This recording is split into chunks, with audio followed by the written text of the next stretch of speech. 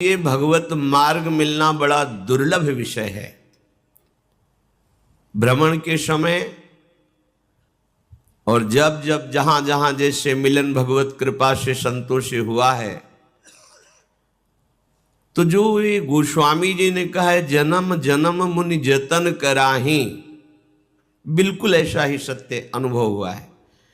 कोई बिरला ही शास्त्र सम्मत मार्ग में चल करके परम सिद्धि को प्राप्त होता है।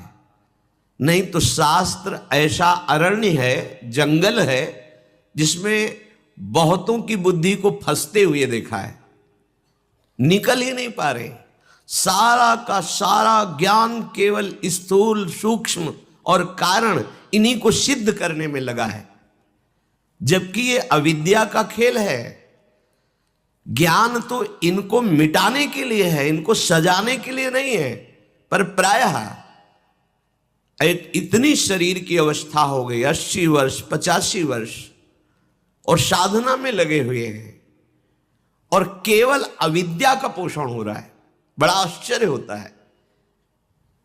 बिना भगवत कृपा के, गुरु कृपा के सही मार्ग मिलना कठिन है। ऐसा थोड़ी कि आप शास्त्र स्वाध्याय करते हैं तो सही मार्ग आपको मिल ही जाएगा। गुरुदेव की कृपा से सही मार्ग का अनुभव होता है। जब मार्ग मिल गया तो लक्ष्य मिलना दुर्लभ नहीं रहता। वार्ता करके देखा है, बस केवल अविद्याजनित रचना को ही पुष्ट करना। एक बार कई संत भगवान पधारे थे, चर्चा हुई, परिणामतः उन्होंने कहा व्यवहार सत्य तो है ना, करना तो पड़ेगा ही ना। ये भाषा साधु वेश की नहीं होती, ये भाषा सांसारिक होती है। साधु वेश में ये व्यवहार सत्य नहीं है, परमार्थ सत्य है। ये व्यवहार करना ही पड़ेगा, ये तो मान सकते हैं, पर इसे असत्य मानकर, स्वांग मान करके, इसे सत्य मानकर करने वाला ना तो ज्ञानी है ना उपासक है। बिना भेद के भेद मिटा नहीं सकते। ये जो भेद में फंस गए, इसमें भेद करना ही होगा। अन्वय और व्यतिरेक, अन्वय है, व्यतिरेक ये नहीं है, ये नहीं है, ये नहीं है, तो वहां पहुंच जाओगे जहां है। और जब है का अनुभव किया तो सर्वत्र वही है जिसे हम नहीं भी कह रहे थे। तब अनुभव हुआ सर्वम खलमिदम ब्रह्म ने नास्ति किंचन। पूरा जीवन व्यतीत हो जाता है, सूत्र का साक्षात्कार नहीं हो पाता है, और अपनी हम मान्यता को लिए बैठे रहते हैं, इसीलिए गतियां बदल जाती हैं। तो श्री भगवान गतियों का वर्णन करते हैं।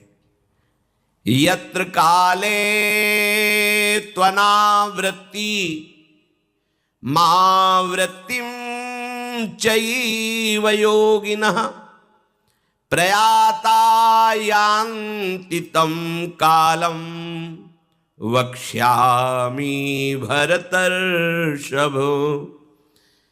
हे भरतवंश में श्रेष्ठ अर्जुन, जिस काल में अर्थात जिस मार्ग में शरीर छोड़कर गए हुए योगी उपासक अनावृत्ति को प्राप्त होते हैं, अर्थात वो पुनः लौटकर जन्म मरण के चक्र में नहीं फंसते हैं, और जिस काल में मार्ग में शरीर छोड़कर गए हुए आवृत्ति को प्राप्त होते हैं, अर्थात पुनर्जन्म को प्राप्त होते हैं, उन दोनों मार्गों का मैं वर्णन करूंगा।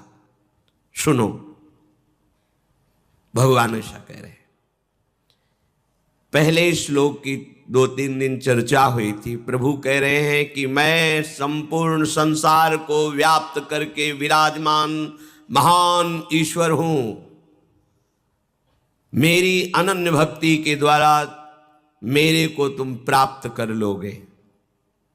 यहां कोई क्रम मुक्ति जैसा वर्णन नहीं है, सीधे प्रभु के चरणों का आश्रय और निरंतर चित्त की वृत्ति का प्रभु में समर्पण, भगवदाकार वृत्ति तन्मया स्थिति में वो प्रभु स्वरूप हो गया, जीवन मुक्त जीते जी हो गया। शरीर छोड़कर कोई गति मिलेगी, काम खत्म उसका। वो शरीर रहते हुए भी परम गति में स्थित है। ये दुर्लभ बात। जीवित अवस्था में ही वो अनावृत हो चुका है। बड़ी कठिन बात है ये। मतलब विषयी सांसारिक पुरुषों की तो कहीं यहां गुंजाइश ही नहीं बात है। ये गति जानते हो किनकी है? उनकी दुर्गति का वर्णन नहीं है, ये सदगति और गति का वर्णन है। उनकी तो चर्चा ही नहीं है। अभी पीछे सत्संग में देहगे में आसक्त पुरुषों की दुर्गति का वर्णन, वो दुर्गति का वर्णन है, ये गति का वर्णन है। ये साधारण लोगों की बात नहीं है। ये जो असाधारण साधना में लगे उनकी बात कही जा रही है। ऐसा न समझ ले कि उत्तरायण दक्षिणायण में मरने से अलग अलग वो गतियों को प्राप्त ही होगा। वो गतियां उनकी जो साधना में लगे हैं, जो साधन रही तो उनकी दुर्गति होती, उनका इनमें उत्तरायण दक्षिणायन से कोई संबंध नहीं। अगर आप पापाचरण करते हो, भगवत विमुख हो, तो उत्तरायण में भी मरोगे तो नरक जाओगे। ये थोड़ी कि आप सूर्य लोक होते हुए आप ब्रह्मलोक पहुंच जाएंगे, ऐसा नहीं है। ये गतियां उन साधनों की वर्णन की जा रही हैं जिन्होंने निष्काम भाव से साधनाएं शास्त्र सम्मत की है या सकाम भाव से गृहस्थ धर्म के अनुसार चले हैं, उनकी गतियों का वर्णन है।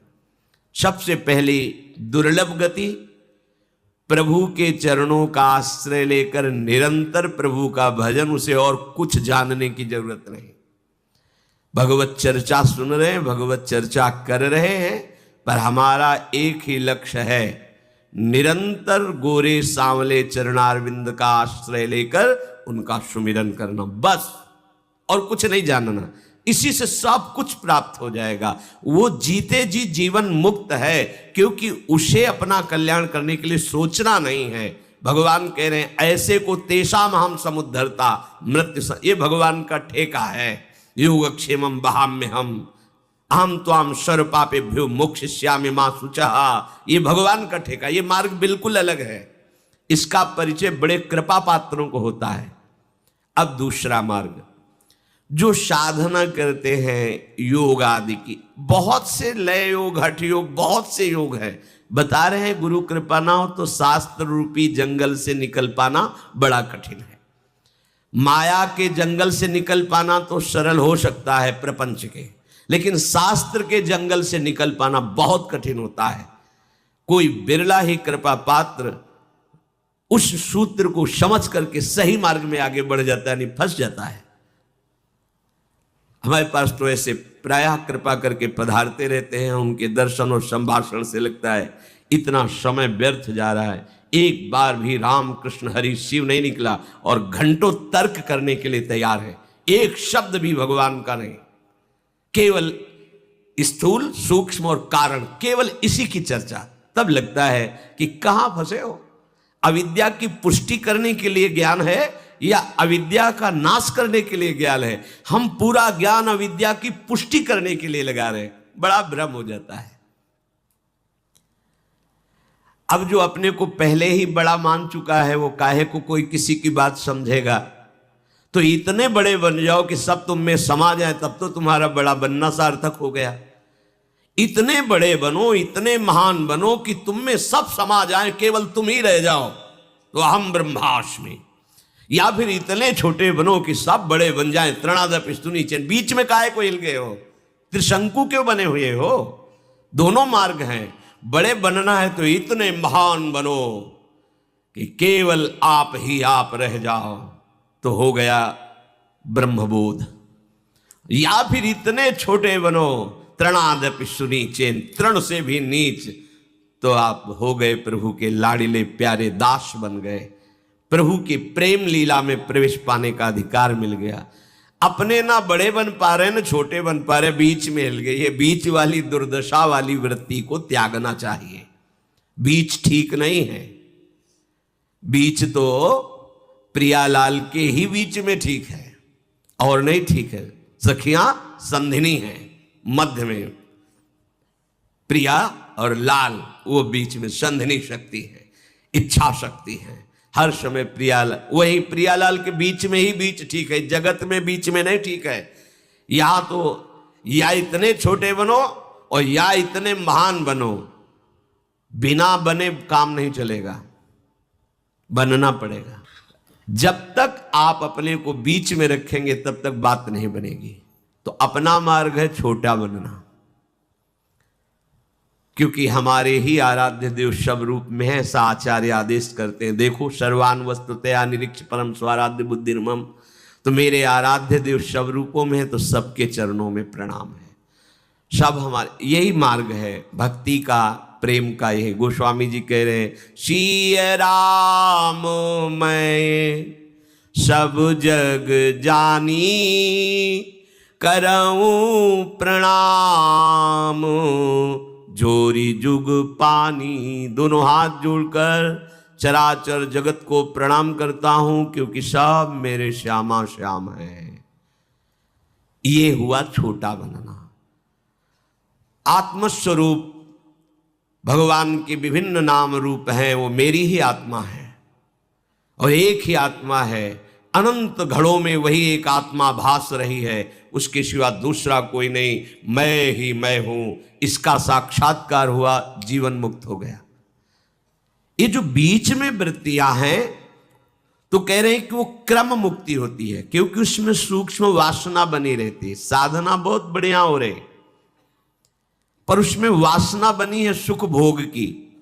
तो ब्रह्मलोक में जाकर के ब्रह्मा जी के साथ वो सुख भोगता है। कौन? जो शास्त्र के अनुसार साधना कर रहा है, संयम नियम व्रत ब्रह्मचर्य सावधान हो करके, पर भगवत साक्षात्कार का संयोग नहीं बना। वो क्रम मुक्ति के अंतर, तो वो ब्रह्मलोक जाएगा। और जब तक ब्रह्मा जी की आयु है सुख भोगेगा। फिर जब सब लोक नष्ट हो जाएंगे महाप्रलय के समय, ब्रह्मा भी, तो वो ब्रह्मा में लीन होकर भगवान में लीन हो गया। अगर वासना अभी तक खत्म नहीं हुई, तो फिर ब्रह्मा के साथ प्रकट होकर फिर सृष्टि में आएगा। खास बात है वासना का नाश होना। और ये वासना रहती कहाँ है? अहंकार में, जीवत्व भाव में। और इसका नाश कहाँ होता है? उपासना से। और उपासना कहाँ बनती है? महात्मा के संग से। महात्मा कहाँ मिलते हैं? भगवत कृपा से। और वो कृपा भरपूर अपने लोगों के ऊपर है, क्योंकि वृंदावन जैसा कोई महात्मा नहीं। वृंदावन में सब महात्मा ही हैं, क्योंकि लाडली के सब दुलारे हैं। हमें धाम मिला, धामवास मिला, धाम के जो प्रेमी जन है उनका संग मिला। अब बात बन जानी चाहिए क्या? वासना नष्ट होनी चाहिए। उपासना के बिना वासना का नाश असंभव है, ये सूक्ष्म रूप से बनी रहती है। जब उपासना में हम लगते हैं तो गुरु कृपा से वासना, इसीलिए मोक्ष शब्द को साधना का फल नहीं कहा गया, मोक्ष मूलम गुरु कृपा कहा गया है, क्योंकि उस वासना का नाश गुरुदेव की कृपा से होता है। साधना करते करते हम सूक्ष्मता की तरफ बढ़ते हैं, पर वासना बनी रहती है। उर्कछु प्रथम वासना रही, वो वासना सूक्ष्म बनी रहती। तो कह रहे हैं वो ब्रह्मलोक जाता है, वहां के भोग भोगता है। अगर वो वासना क्षीण हो गई ब्रह्मलोक में, तो वो फिर मुक्त हो जाएगा। नहीं क्षीण हुई तो ब्रह्मा के साथ महाप्रलय में भगवान में लीन होकर पुनः क्रमवश फिर वो सृष्टि में है, फिर साधना करो। ऐसे थोड़ी भगवत प्राप्ति है। और सीधा मार्ग है, भय शून्य मार्ग है, और दोबारा कर्म बंधन से जन्मोगे नहीं, पक्का विश्वास, क्योंकि उसमें भगवान ठेका ले रहे। नामे भक्ता प्रणश्यति, क्या? एकमात्र श्यामाजू के चरणों का आश्रय लेकर आप केवल अंदर ये बैठा लो। ये बड़ी सूक्ष्म बात कह रहे हैं, जल्दी समझ में नहीं आएगी, आ गई तो अब कुछ आने की जरूरत नहीं। जैसे आप परिवार से ममता करते हो, किसी एक हिस्से में हमारी श्यामाजू से ममता कर लो,